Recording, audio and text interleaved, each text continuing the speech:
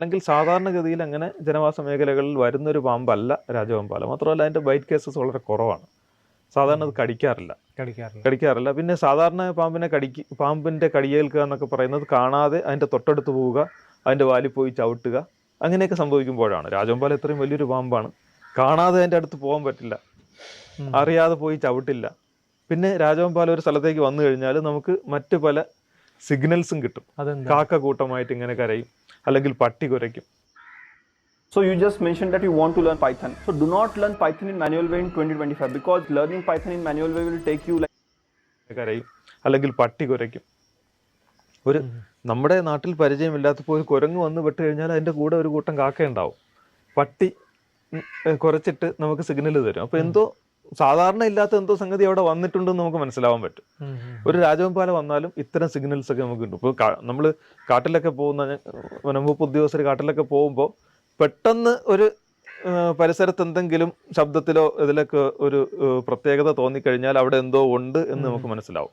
ഒരു ആനക്കൂട്ടം ഉണ്ട്, അല്ലെങ്കിൽ ഒരു കടുവയുടെ സാന്നിധ്യം ഉണ്ട്, കുരങ്ങ് ശബ്ദം ഉണ്ടാകുന്നു, പക്ഷികൾ ചിലയ്ക്കുന്നു, മാന് ഓടി വരുന്നു, അല്ലെങ്കിൽ അങ്ങനെ എന്തെങ്കിലും ഒരു സാധാരണ അല്ലാത്ത എന്തെങ്കിലും ഒരു സിഗ്നൽ കണ്ടു കഴിഞ്ഞാൽ നമ്മൾ അലർട്ട് ആവുകയും മാറി നിന്ന് നിരീക്ഷിക്കുകയും ശ്രദ്ധിക്കുകയും ചെയ്യും. ചിലപ്പോൾ ഒരു കടുവ വന്നതായിരിക്കും.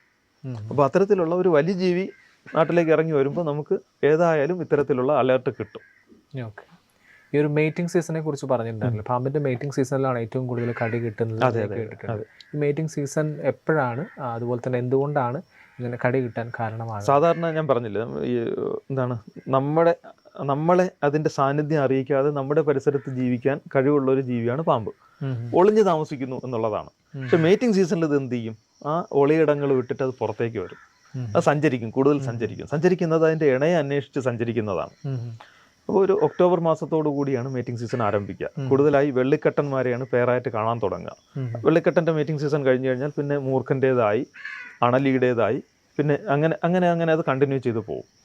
കേരളത്തിൽ നമ്മുടെ സ്നേക്ക് ബൈറ്റ് ഡാറ്റ ഒന്ന് പരിശോധിച്ച് നോക്കിയപ്പോഴേക്കും 2024 കണക്കൊന്ന് പരിശോധിച്ച് നോക്കുമ്പോൾ ജനുവരി 1 മുതൽ ഓഗസ്റ്റ് 30 വരെ 8 പേരാണ് പാമ്പ് കടിയേറ്റ് മരിച്ചത്. ഓഗസ്റ്റ് കഴിഞ്ഞ് സെപ്റ്റംബർ പകുതി കഴിഞ്ഞപ്പോഴേക്കും മേറ്റിംഗ് സീസൺ തുടങ്ങി.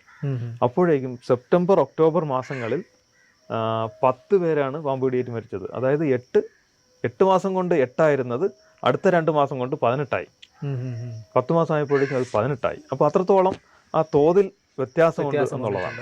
അത് കൂടുതൽ സഞ്ചരിക്കുന്നത് കൊണ്ടാണ്. ഒളിയിടങ്ങൾ വിട്ട് പാമ്പുകൾ പുറത്തേക്ക് ഇറങ്ങുന്നു. സാധാരണഗതിയിൽ പകൽ സമയങ്ങളിൽ മാത്രം സഞ്ചരിക്കുന്ന പാമ്പുകൾ രാത്രിയും കുറച്ച് സഞ്ചരിക്കും. സാധാരണ രാത്രിയിൽ മാത്രം പുറത്ത് കാണുന്ന വെള്ളിക്കട്ടനെ പോലുള്ള പാമ്പുകൾ പകലും പുറത്തു വരും. പിന്നെന്താണ്, അത് ഈ പ്രവിശ്യാ യുദ്ധങ്ങളുണ്ട്, ആൺപോരുകൾ, അതായത് മേറ്റിങ്ങിൻ്റെ അവകാശത്തിന് വേണ്ടിയുള്ള സംഘടന. അപ്പോഴേക്കും അത് കൂടുതൽ അഗ്രസീവായിരിക്കും. ആൾക്കാർ അടുത്ത് പോയാലും അത് സാധാരണഗതിയിൽ ഒതുങ്ങി മാറി അങ്ങ് പോകുന്ന പാമ്പ് ചിലപ്പോൾ അവിടെ തന്നെ നിൽക്കുകയും കടിക്കുകയും ഒക്കെ ചെയ്യാനുള്ള സാധ്യത കൂടുതലാണ്. അപ്പം അങ്ങനെയുള്ള സാധ്യതകൾ ഉള്ളതുകൊണ്ട് നമ്മളൊരു എക്സ്ട്രാ കെയർ എടുക്കുക എന്നുള്ളതാണ്. ഈ നമ്മൾ പാമ്പുകളെ റെസ്ക്യൂ ചെയ്യാൻ പോകുന്ന സർപ്പയുടെ വോളണ്ടിയർമാരോട് നമ്മൾ ഈ ഒരു അലർട്ട് മെസ്സേജ് കൊടുക്കാറുണ്ട്. നിങ്ങൾ സൂക്ഷിച്ച്, സാധാരണ വളരെ നല്ല രീതിയിൽ റെസ്ക്യൂവിനോട് സഹകരിക്കുന്ന പാമ്പുകൾ പോലും ചിലപ്പോൾ അഗ്രസീവ് ആവും, ചിലപ്പോൾ നല്ല രീതിയിൽ അഗ്രസീവ് ആവുകയും നമുക്ക് കടിയേൽക്കാനൊക്കെ ഉള്ള സാധ്യത വളരെ കൂടുകയും ചെയ്യും. അപ്പോൾ ആ ഒരു മേറ്റിംഗ് സീസണിൽ പാമ്പുകളുമായിട്ടുള്ള ഒരു ഇൻറ്ററാക്ഷൻ, അതായത് ഇൻ്റർഫേസ് വർദ്ധിക്കാനുള്ള സാഹചര്യമുണ്ട്. അതുകൊണ്ട് തന്നെ നമ്മൾ എക്സ്ട്രാ കെയർ സ്വീകരിക്കുക എന്നുള്ളതാണ്. ഏതായിരുന്നു സീസൺ? ഒക്ടോബറോട് കൂടി തുടങ്ങി നവംബർ ഡിസംബർ ഒക്കെ അതിൻ്റെ മേറ്റിംഗ് സീസണാണ്. പിന്നെ അത് കഴിഞ്ഞ് ഫെബ്രുവരി പകുതിയോടുകൂടി കുഞ്ഞുങ്ങളെ കാണും. മുട്ട ഇടുന്ന പാമ്പുകളാണെങ്കിൽ മുട്ട വിരിഞ്ഞ് കുഞ്ഞുങ്ങൾ പുറത്തേക്ക് വരും.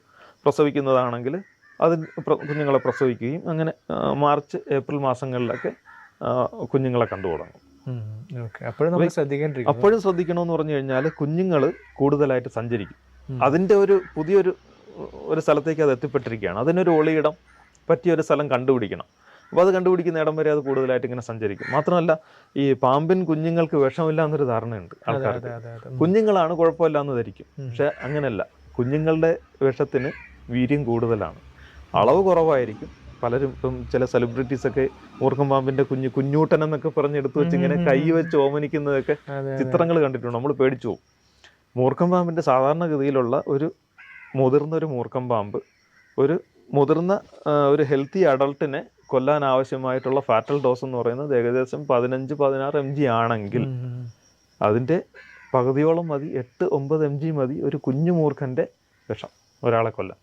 അപ്പോൾ അത്രത്തോളം വെനം പൊട്ടൻസി കൂടുതലാണ് എന്ന് പഠനങ്ങളുണ്ട്. അപ്പോൾ അളവ് വളരെ കുറവായിരിക്കും. കാരണം എന്താണ്, അതിനെ ആരുടെയും സഹായമില്ലാതെ അതിജീവിക്കുക എന്നുള്ളതാണ് പ്രകൃതിയിലെ നിയമം.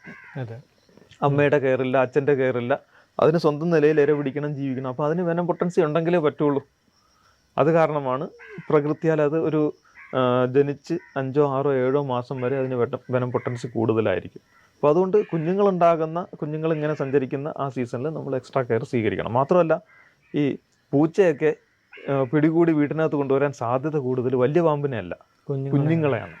അപ്പോൾ കുഞ്ഞുങ്ങളുണ്ടാകുന്ന സീസണിൽ പ്രത്യേകിച്ച് നമ്മൾ വളർത്തു മൃഗങ്ങളെ, ഇത്തരം ഓമന മൃഗങ്ങളെ നമ്മൾ കൂടുതൽ ശ്രദ്ധിക്കണം.